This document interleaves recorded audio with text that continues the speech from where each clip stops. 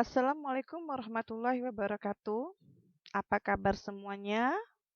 Semoga semuanya dalam keadaan sehat, bahagia ya. Sehingga pada hari ini kita dapat mengikuti eh, perkuliahan metodologi penelitian keperawatan ya. Sehingga apa yang akan saya sampaikan pada hari ini dapat diterima dengan hati terbuka dan ikhlas ya. Oke. Baiklah, sebelum kita mulai perkuliahan pada hari ini, marilah kita berdoa terlebih dahulu. Semoga apa yang saya sampaikan mendapat ridho dan berkah dari Allah Subhanahu wa taala. Kita berdoa mulai. Oke. Baiklah, adik-adik, pagi ini Ibu akan menyampaikan topik kita eh, topik kita pada pagi ini yaitu tentang metode penelitian kuantitatif ya. Pada pertemuan sebelumnya Anda sudah belajar metode penelitian kualitatif. Nah, hari ini kita khusus untuk membahas metode penelitian kuantitatif ya. Adapun tujuan yang akan dicapai setelah perkuliahan ini diharapkan Anda nanti akan memahami komponen apa saja yang harus ada dalam penelitian kuantitatif ya. Mulai dari rumusan masalah, tujuan penelitian, kerangka konsep, hipotesis, pertanyaan penelitian, variabel penelitian, definisi operasional beserta skala pengukurannya. Baiklah adik-adik, nanti kalau ada yang kurang jelas atau ada yang mau didiskusikan, silakan chat di WA ya, di WA grup. Oke, baik ya. Sebelumnya kita ketahui dulu apa sih definisi dari penelitian kuantitatif ya. Kalau dilihat dari teori, penelitian kuantitatif itu adalah metode penelitian yang berlandaskan pada filsafat positivisme yang digunakan untuk meneliti pada populasi atau sampel tertentu. Pengumpulan datanya juga menggunakan instrumen penelitian. Analisis datanya ini bersifat statistik dengan tujuan untuk menggambarkan dan menguji hipotesis yang telah ditetapkan. Ya. Kapan seorang peneliti itu mengetahui apakah itu penelitian kualitatif atau kuantitatif? Ya, ini dapat kita lihat penelitian kuantitatif ini eh, dilakukan jika masalah penelitian itu sudah jelas, ya. Jadi harus sudah jelas dulu kasusnya. Misal mau meneliti tentang diare. Misalnya, Anda mau melihat bagaimana perawatan ibu pada pasien diare di rumah. Nah, di situ harus jelas dulu ada kasusnya, ya, kasus diare. Kemudian bila peneliti ingin mendapatkan informasi yang luas dari suatu populasi. Bila ingin mengetahui pengaruh satu atau lebih variabel independen terhadap satu atau lebih variabel dependen dalam kondisi alamiah, atau bila peneliti ingin menguji hipotesis penelitian menguji hipotesis penelitian ya yang dibentuk oleh peneliti. Kemudian eh, atau peneliti juga ingin mendapatkan data yang akurat berdasarkan fenomena yang empiris dan dapat diukur ya. Tadi kita ketahui dari definisi bahwa penelitian kuantitatif itu sifatnya statistik atau data.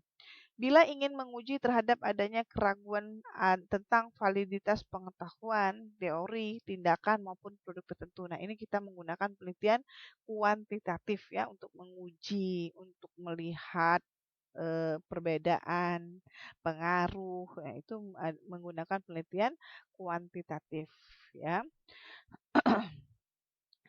Seorang peneliti kuantitatif harus punya kompetensi. Ya, jadi sebelum melakukan penelitian kuantitatif, Anda harus memiliki wawasan yang luas dan mendalam tentang bidang yang akan diteliti. Ya, jadi harus banyak baca dulu, pahami dulu masalahnya, ya. Kumpulkan dari berbagai data, informasi, jurnal dan lain sebagainya. Mampu melakukan analisis masalah secara akurat sehingga ditemukan masalah penelitian yang betul-betul masalah. Mampu menggunakan teori yang tepat Kemudian memahami karakteristik metode penelitian kuantitatif.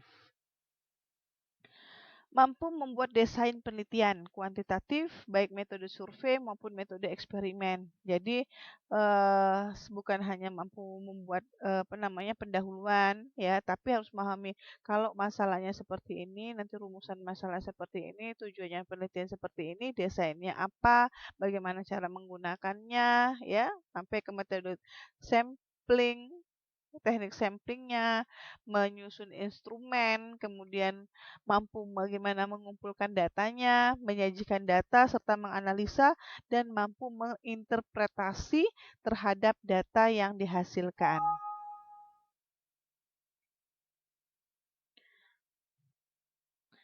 Kemudian mampu membuat laporan secara sistematis dan menyampaikan kepada pihak terkait, serta mampu membuat abstraksi hasil penelitian.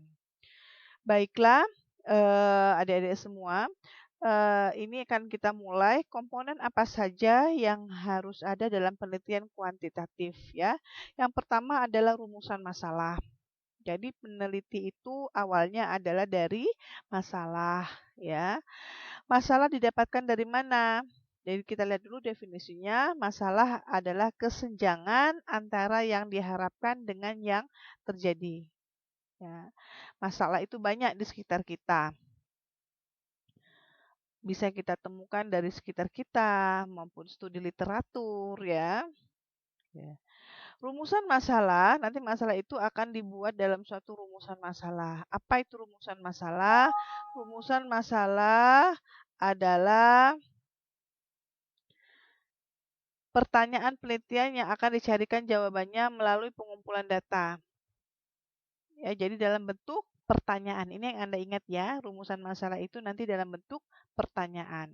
Pertanyaan penelitian sendiri apa? Pertanyaan penelitian ini merupakan langkah awal yang menjadi panduan bagi peneliti untuk mengumpulkan berbagai jenis informasi yang diperlukan. Nah, beberapa syarat rumusan masalah yang baik dalam penelitian kuantitatif yaitu harus visible, jelas, signifikan maupun etis, ya. Ada beberapa bentuk rumusan masalah dalam penelitian kuantitatif, ada deskriptif, komparatif asosiatif maupun struktur hubungan. Ini kita lihat beberapa contoh bagaimana sih bentuk rumusan masalah.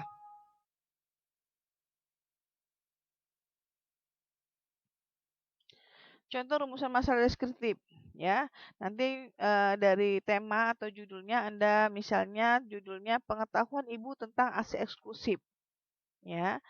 Rumusan masalahnya bagaimana? Misalnya kalau deskriptif artinya apa? Lebih kurang bentuk rumusan masalah adalah seberapa baik pengetahuan ibu tentang ASI eksklusif. Nah, itu ada tanda tanya ya. Jadi di sini kita mau melihat seberapa baik pengetahuan ibu tentang ASI eksklusif. Yang komparatif seperti apa? Nih, misal judul komparatif. Jadi dari judul itu kita sudah tahu ini apakah deskriptif, komparatif, asosiatif, dan lain sebagainya. Ya. Misal judulnya ada perbedaan perawatan tali pusat antara menggunakan kasa betadin dan kasa kering. Rumusan masalahnya seperti apa? Nih dapat kita lihat ya. Adakah perbedaan perawatan tali pusat antara menggunakan kasa betadin dan kasa kering? Tuh. Yang ini adalah rumusan masalah asosiatif ya. Misalnya untuk mau melihat hubungan, pengaruh. Tuh kita lihat contoh. Ya, kita lihat contoh kalau judulnya misalnya hubungan antara pengetahuan ibu tentang IMD dengan keberhasilan ASI eksklusif. Bagaimana apa rumusan masalahnya? Di sini adakah hubungan antara pengetahuan ibu tentang IMD dengan keberhasilan ASI eksklusif? Jangan lupa ya tanda tanya di sini ya. Ada tanda tanya. Kalau judulnya pengaruh pemberian terapi musik dengan pengurangan nyeri pada ibu bersalin. Rumusan masalahnya bagaimana? Ada diawali dengan kalimat tanya. Adakah pengaruh pemberian terapi musik dengan pengurangan nyeri pada ibu bersalin? Baik, dapat dipahami. Kemudian rumusan masalah komparatif asosiatif. Ya, nih. Di sini kalau komparatif asosiatif adalah rumusan masalah yang menanyakan perbandingan antara dua variabel atau lebih pada satu sampel atau populasi berbeda. Misalnya judulnya nih seperti ini.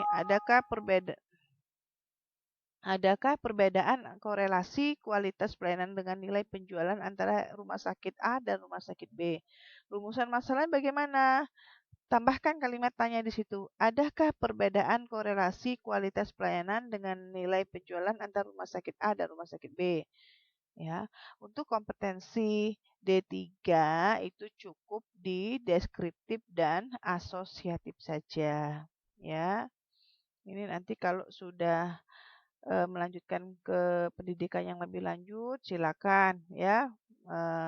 Anda bisa meneliti yang lebih dalam lagi.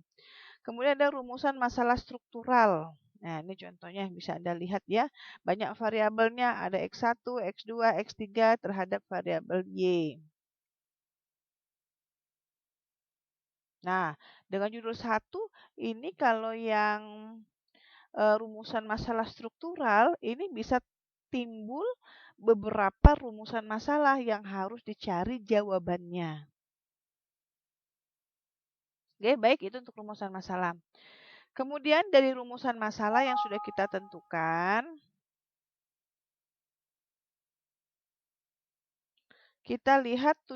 kita tentukan tujuan penelitian ya. Jadi dari rumusan masalah itu kita sudah jelas. Kalau tadi judulnya misalnya adakah hubungan antara perawatan tali pusat menggunakan kasa betadin dan kasa kering. Berarti tujuan penelitiannya apa? Untuk mengetahui adakah hubungan perawatan tali pusat dengan menggunakan kasa kering dan kasa betadin, ya. Jadi seperti itu untuk tujuan penelitiannya. Tujuan penelitian sendiri ini penting ya. Apakah untuk mengidentifikasi, untuk menjelaskan, untuk membuktikan, untuk mengkaji, untuk memprediksi, untuk menentukan arah, untuk mendeskripsikan. Nah, ya. Itu tujuan penelitian Anda di situ Anda lihat. Kalau nanti tujuan penelitiannya adalah misalnya untuk menjelaskan saja atau untuk mendeskripsikan saja, berarti nanti berkaitan dengan desain penelitiannya apa, ya. Kalau nanti tujuan penelitiannya untuk membuktikan ada tidak perbedaan, ada tidak pengaruh, ada tidak hubungan, nanti desainnya apa. Jadi dari rumusan masalah, tujuan, ya, manfaat mau dicapai, nanti ke metode penelitiannya, ke desain penelitiannya pun harus satu benang merah. Tujuan penelitian itu harus dibuat jelas, ringkas, ditulis dengan menggunakan kata kerja operasional ya. Seperti tadi yang Ibu sebutkan, mengidentifikasi, mempelajari, mencari, menganalisis, membuktikan, mengembangkan dan lainnya. Ya. Contoh nih judulnya. Ada judul studi perbedaan perilaku menyusui pada ibu yang tinggal di wilayah A dan wilayah B ini ya. Tujuannya apa? Nah, tujuan umum bisa dibedakan menjadi tujuan umum maupun tujuan khusus atau satu tujuan saja boleh. Cukup tujuan umum saja boleh. Kalau mau dibedakan, misalnya ada tujuan umum, bisa ditulis tujuan umumnya dari judul yang tadi. Ini judulnya studi perbedaan perilaku menyusui pada ibu yang tinggal di wilayah A dan wilayah B. Jadi tujuan umumnya apa? Di sini kita mau mengetahui untuk mempelajari perbedaan perilaku menyusui pada ibu yang tinggal di wilayah A dan wilayah B. Nah, tujuan khususnya dipecah lagi dari variabel yang ada, ya. Bisa yang pertama untuk mengidentifikasi perilaku menyusui pada ibu yang tinggal di wilayah A dulu. Kemudian mengidentifikasi perilaku menyusui pada ibu yang tinggal di wilayah B. B itu ya. Kemudian menganalisis perbedaan perilaku menyusui pada ibu yang tinggal di wilayah A maupun wilayah B. Oke, baik itu untuk tujuan. Kemudian nanti ada selain tujuan di bab 1 ya, ini termasuk dalam bab 1. Jadi bab 1 itu dimulai dari latar belakang, ya, latar belakang dengan konsep piramida terbalik, ya, berisi data yang menggambarkan permasalahan yang ada. Kemudian Anda susun rumusan masalah, Anda susun tujuan penelitian, baik tujuan umum maupun tujuan khusus. Kemudian Anda susun manfaatnya apa, itu termasuk dalam bab 1. Kemudian nanti ada teori ya, ada teori yang menunjang dari variabel yang akan diteliti. Kemudian timbulan nanti kerangka konsep ya. Buat kerangka konsep. Kerangka konsep di sini merupakan model konseptual yang berkaitan dengan bagaimana seorang peneliti menyusun teori atau menghubungkan secara logis beberapa faktor yang dianggap penting untuk masalah. Jadi ini dari beberapa teori. Di sini kita susun ya. Penyusunan kerangka konsep akan membantu untuk membuat hipotesis.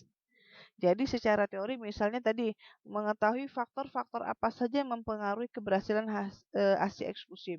Di situ kita lihat ya secara teori, menurut teori yang Anda baca misalnya untuk supaya berhasil pemberian ASI eksklusif yang pertama pengetahuan ibunya misalnya ya. Pengetahuan ibunya, pendidikan ibu, dukungan keluarga. Nah, nanti itu dibuat dalam suatu kerangka ya.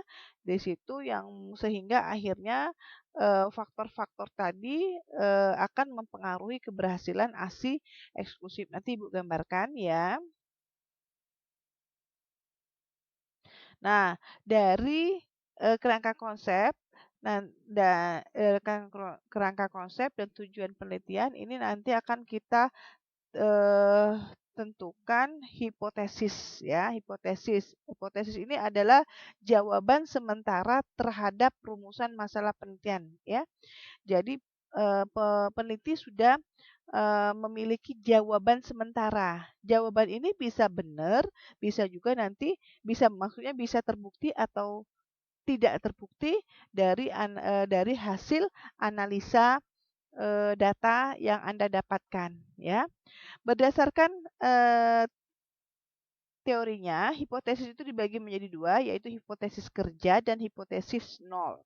Ya, hipotesis kerja ini dinyatakan dalam kalimat positif, sedangkan hipotesis nol dinyatakan dalam kalimat negatif. Ya, ini kita lihat contohnya. Ya. Misalnya rumusan masalahnya di sini Anda mau melihat berapa daya tahan lampu pijar merek X. Ya, ini bentuk hipotesis nolnya ya, hipotesis nolnya di sini daya tahan lampu pijar merek X sama dengan 600 jam misalnya. Daya tahan lampu pijar kalau hipotesis alternatif atau HA, di sini kita lihat daya tahan lampu pijar merek X tidak sama dengan 600 jam. Ya, di sini kita lihat contohnya atau contoh yang lain. Nih, yang lebih jelas nih. Misal ada rumusan masalah, bagaimanakah produktivitas kerja perawat RSX bila dibandingkan dengan RSY? Hipotesis nolnya apa? Ya, hipotesis nolnya tadi ya, dia beranggapan yang positif.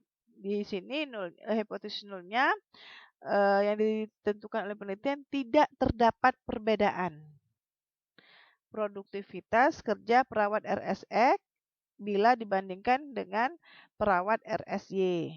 Sedangkan kalau hipotesa alternatifnya ini kita melihat adanya perbedaan ya, bisa dibuat ada perbedaan antara produktivitas kerja perawat RSX bila dibandingkan dengan RSY, atau bisa juga kalimatnya ditulis produktivitas kerja perawat RSX lebih besar atau juga bisa Anda buat lebih kecil dibandingkan dengan RSY. Nah, paham ya? Oke, kita lanjut ke variabel penelitian. Variabel penelitian ya, ini merupakan segala sesuatu yang berbentuk apa saja yang ditetapkan oleh peneliti untuk dipelajari sehingga diperoleh informasi tentang hal tersebut kemudian ditarik kesimpulan. Variabel penelitian ini didapatkan dari rumusan masalah. Itu kita ketahui apakah satu variabel, dua variabel, ataupun lebih. Ya. Variabel penelitian dalam kuantitatif ini dibedakan menjadi variabel independen atau yang dikenal dengan variabel bebas, variabel dependen, variabel terikat, ya. Atau ada lagi variabel moderator, variabel intervening, variabel kontrol. Ya, untuk tahap D3 Anda cukup menggunakan variabel independen dan variabel dependen. Jadi judulnya itu sudah jelas ya, dari judul pun kita sudah jelas. Nah. Kemudian kita masuk ke skala pengukuran untuk mengukur variabel yang akan kita teliti. Skala pengukuran sendiri itu ada skala nominal, ya. Apa itu skala nominal? Skala nominal adalah pemberian nomor kepada objek tidak memberikan makna secara kualitas maupun kuantitas, tapi sekedar pemberian simbol saja. Misalnya Anda nanti penelitiannya membedakan kulit pasien, ya. Anda menggunakan kode 1 untuk putih, kulit putih, kode 2 untuk kulit hitam. Di sini kita melihat di sini secara kualitas dan kuantitas tidak ada tingkatan ya antara kulit putih, kulit hitam sama saja, yang membedakan cuma warnanya saja ya. Ini ada putih, hitam ya, itu termasuk kalimat dalam skala nominal. Suku ya, suku kan sama saja, bedanya namanya saja. Ada suku Bugis, suku Jawa, suku Sumatera. Kode ini nanti akan kita pakai di waktu Anda mengolah data. Kode 1 Bugis. Jadi kalau nanti apa namanya? Respondennya menjawab Bugis. Responden 1 menjawab Bugis, responden 2 menjawab Jawa, responden 3 menjawab Bugis. Berarti nanti waktu pengkodean, waktu Anda analisa data, waktu di coding, Bugis itu tidak lagi ditulis Bugis, tapi diganti dengan angka 1. Yang menjawab Jawa diganti angka 2. Yang menjawab Sumatera diganti angka 3. Begitupun dengan agama. Ya. Nah, skala nominal, kemudian ada skala ordinal ya. Skala ordinal ini ada tingkatnya. Ya. Contoh kelas 1, kelas 2 ya. Apa namanya? Ranking ya. Tingkat produktivitas, tingkat sosial, misalnya tingkat sosialnya tinggi, rendah. Nah, itu termasuk dalam skala ordinal ya. Tingkat 1, tingkat 2, tingkat 3, nyeri tingkat 1, nyeri tingkat 2, nyeri tingkat 3. Kemudian ada skala interval. Ya. Skala interval ini sendiri adalah skala yang mempunyai sifat berurutan dan dapat dijadikan ranking. Skala yang menunjukkan satu data yang lain mempunyai bobot yang sama. Contohnya apa? Waktu, suhu, sikap responden ya. Penggunaan skala Likert itu masuk dalam interval untuk pengukuran, skala pengukuran. Kemudian skala rasio. Skala rasio ini memiliki sifat-sifat skala nominal, ordinal, dan interval, juga memiliki titik nol absolut dengan kemaknaan empiris dan jarak yang sama. Contohnya apa yang termasuk rasio? Umur, berat badan, tinggi badan. Ini masuk rasio ya. Dia ada titik nolnya. Punya sifat skala nominal, punya sifat skala ordinal, dan interval juga memiliki titik nol absolut, yaitu dipahami ya. Sel kategori umur sekian sampai sekian. Nah. Kemudian dari variabel, kemudian skala pengukuran, di situ nanti akan kita susun dalam suatu definisi operasional variabel. Ya, apa itu definisi operasional variabel? Definisi operasional variabel adalah semacam petunjuk kepada kita tentang bagaimana cara mengukur suatu variabel. Ya, definisi operasional ini merupakan suatu ilmiah yang sangat membantu peneliti lain yang ingin melakukan penelitian dengan menggunakan variabel yang sama. Di sini kita sudah menggambarkan ya. Misalnya variabelnya umur. Jadi kita sudah membatasi dalam penelitian kita dikatakan umur itu apa? Umur misalnya Kak, apakah yang dihitung dari usia 0, usia dalam kandungan sampai usianya sekarang atau misalnya umur itu adalah, dari lahir sampai dengan usianya sekarang, misal ya. Kemudian, eee, karena berdasarkan informasi itu, ia akan mengetahui bagaimana caranya melakukan pengukuran terhadap variabel yang dibangun berdasarkan konsep yang sama. Dengan demikian, ia dapat menentukan apakah tetap menggunakan prosedur pengukuran yang sama atau diperlukan pengukuran yang baru. Ini kita lihat, contoh dari definisi operasional ya. Sebelum ke contoh, di sini definisi operasional juga ini adalah penjelasan dari definisi variabel yang dipilih oleh peneliti. Ingat ya, yang dipilih oleh peneliti. Logikanya boleh jadi antara peneliti yang satu dengan yang lain bisa beda definisi operasional dalam satu judul tergantung dari kepustakaan yang dirujuk oleh peneliti ya. Misal mengkategorikan umur tadi berdasarkan kepustakaan satu menyebutkan dikatakan umur itu dimulai dari kandungan sampai sekarang ya. Definisi yang lain menyebutkan umur itu dari lahir sampai dengan sekarang. Nah, kita mau pakai yang mana? Kalau kita misal pakai yang dari umur adalah dihitung dari, lahir sampai dengan usia sekarang, misalnya. Artinya Anda menghitung umur responden Anda itu, ditanyakan dari lahir sampai sekarang berapa umurnya, bukan dari kandungan ya. Kalau ditambah kandungan tapi ditambah lagi ya. Siapa tahu ada responden yang menghitung umur dari dalam kandungan. Oke. Nah, ini contoh ya, contoh dari definisi operasional. Variabelnya adalah kejadian keputihan, ya. Peneliti mendefinisikan keputihan itu adalah cairan yang keluar berlebihan dari vagina, ya. Di sini nanti peneliti akan menggali ya dan menggunakan wawancara, alat ukurnya kuesioner ya.